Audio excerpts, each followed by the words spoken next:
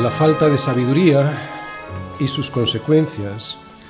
Josué 9, versículos del 1 al 27. Ahora vamos a empezar la segunda campaña de la guerra. Y lo que vamos a ver es un engaño de los gabaonitas a los israelitas. Para entender esta trampa necesitamos conocer dos informaciones esenciales. La primera, Gabaón era la capital de los heveos, que estaban situados a tan solo unos 8 kilómetros de Jerusalén. Por lo tanto, estaban cercanos. ¿De acuerdo? Y segundo, lo que le dijo Dios a Moisés que tendrían que hacer con todos aquellos pueblos que encontrasen a su paso, lo que tendrían que hacer con ellos y los motivos por los cuales tendrían que hacerlo. Así que lo vamos a ver en Éxodo y también en Deuteronomio. Vamos todos a Éxodo capítulo 34, versículos del 11 al 17. Palabras del Señor a Moisés para que se lo dijese a su pueblo. Guarda lo que yo te mando hoy. He aquí que yo echo de delante de tu presencia al amorreo, al cananeo, al eteo, al fereceo, al heveo y al jebuseo. Guárdate de hacer alianza con los moradores de la tierra donde has de entrar para, y este es el propósito por el cual tienen que hacer lo que tienen que hacer, para que no sean tropezadero en medio de ti.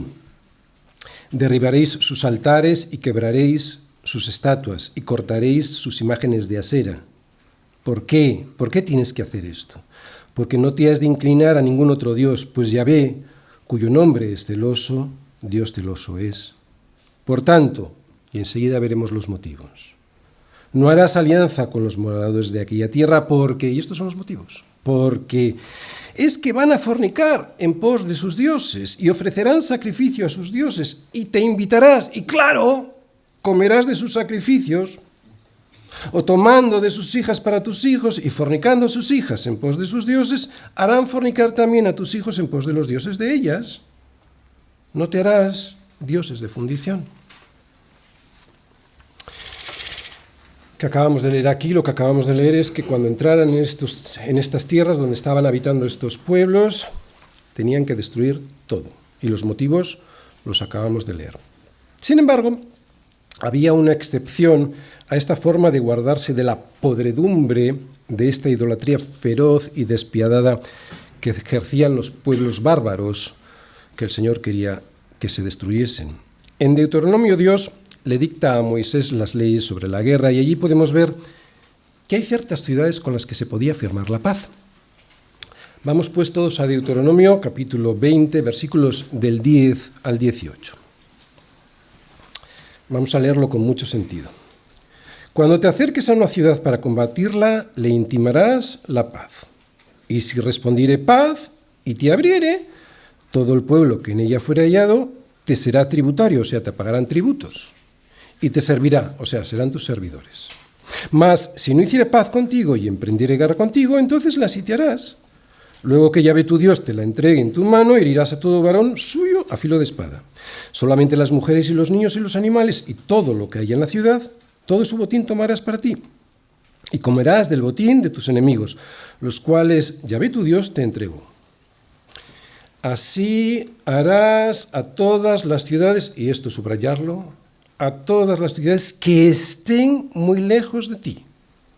¿Os dais cuenta? Esta es la excepción. A todas las ciudades que estén muy lejos de ti. Que no sean de las ciudades de estas naciones, que ahora te voy a decir cuáles son. Porque de las ciudades de estos pueblos que Yahvé tu Dios te da por heredad, ninguna persona dejarás con vida, sino que los destruirás completamente. Otra vez, ¿quiénes son? Los heteos, amorreos, cananeos, fereceos, heveos y al jebuseo.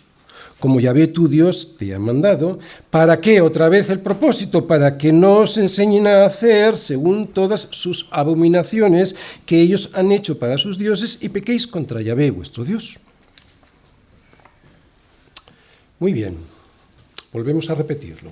La diferencia entre estos dos diferentes tipos de tratamiento a los pueblos en la guerra era el siguiente. El tratamiento a los pueblos que habitan en Canaán, la tierra que Dios les da en posesión, será la destrucción de todo. No habrá acuerdo posible con ellos. No quedará nada de ellos para que no les contaminen y terminen siendo uno con ellos. Que de alguna manera Es lo mismo que Dios nos está diciendo a nosotros con respecto al pecado. Espiritualmente es exactamente lo mismo, que no hay acuerdo posible con el pecado, que no puedes negociar con el pecado, que si negocias con el pecado te engañará llevándote a la muerte. Eran pueblos violentos e impenitentemente idólatras, paganos que practicaban los asesinatos de los niños que presentaban como excusa para ofrecerlos al dios Moloch, prostitución sagrada, inmoralidad y perversiones sexuales de todo tipo, incluso con animales. De esta manera, y como ya hemos explicado en muchas ocasiones, Israel estaba siendo usada por Dios como la mano ejecutora de su justicia frente a estas naciones. Naciones con las que Dios había tenido cientos de años de paciencia esperando su arrepentimiento. Dios quiere que siempre le consultemos. No para saber si hoy tienes que ir vestido de blanco o de negro, pero sí que hay temas en los que debes ser prudente. ¿Y cómo se puede consultar a Dios?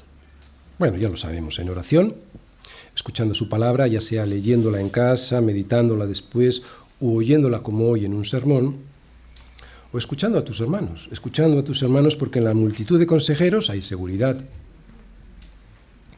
Pero la pregunta más difícil de contestar no es cómo se puede preguntar a Dios, sino cómo se puede llegar a escuchar su respuesta, porque muchas veces Dios nos habla, pero nosotros no le oímos.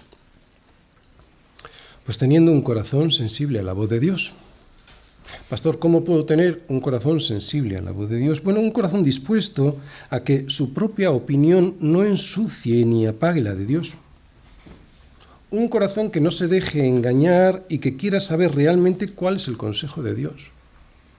Hay que ser honestos delante de Dios. Un corazón que tenga claras las prioridades en su vida en base a lo que Dios dice en su palabra. Un corazón que tenga paciencia, o sea, que no se precipite, que tenga paciencia y busque la presencia de Dios a cada paso en su vida. Así es como tendrás un corazón sensible a la voz de Dios. Cuando alguien camina así diariamente, surge de manera natural la presencia de Dios en su vida y puede escuchar claramente decir, ¿sabes, Tony? Por ahí no, por mucho que a mí me guste ir por ahí. Pastor, ¿y si me equivoco? Bueno, pues si te equivocas, aún así, habiendo hecho las cosas según tú crees que debías hacerlas, si has sido honesto y sincero en tu relación con Dios, Dios puede transformar los errores en bendiciones. Existe esperanza al abrigo del pueblo de Dios. Es lo que este capítulo 9 nos muestra. Los gabaonitas no solo salvaron sus vidas, sino que se dedicaron a servir en el templo, habitando en los atrios de la casa del Señor. Incluso después, al regreso del exilio babilonio, les vemos restaurando las murallas de Jerusalén junto al resto del pueblo de Dios. Dios no solo puede transformar los errores en bendiciones, es que Él lo va a hacer si está así en sus propósitos eternos. Y eso le da todavía más la gloria a su nombre. ¿Por qué? Porque nos demuestra su absoluta soberanía. Fíate del Señor de todo tu corazón y no te apoyes en tu propia prudencia. Reconócelo en todos tus caminos y Él enderezará tus veredas. Sí, Él enderezará tus veredas, pero no te apoyes en tu propia prudencia. ¿De acuerdo?